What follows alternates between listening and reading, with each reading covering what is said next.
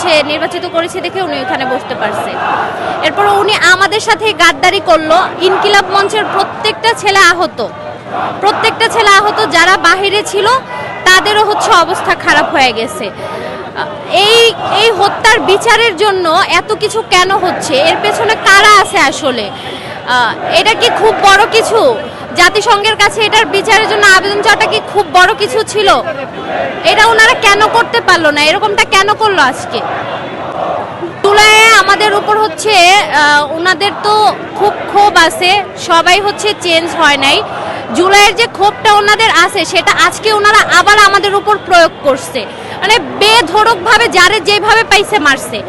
আমি শুধু ট্রাফিক বক্সের সামনে গেছে, আমার এখানে ধিরিম করে বাড়ি দিয়ে দিছে। ওনারা আসলে পোশাক বদলাইছে, কিন্তু মনের ভিতরে যেটা আছে সেটা ওনারা বদলাইতে পারে নাই। সব কিছু শেষে একটা কথাই বলবো যে ভাইয়ের হত্যার সুষ্ঠু বিচারটা যেন হয়। হত্যার কোনো সুস্থ বিচার, সুস্থ তদন্ত কোনো কিছুই দেখতে পাইনি।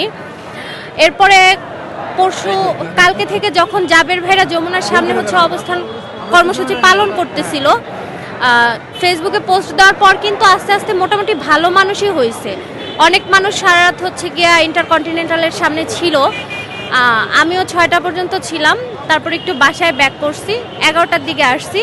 আসার পর এখানে ছিলাম, আমার হাত ইনজুরিড হয়েছে, আমি ঢাকা মেডিকেল থেকে দেখায় আসলাম। জাবের ভাইয়ের অবস্থা জানেন।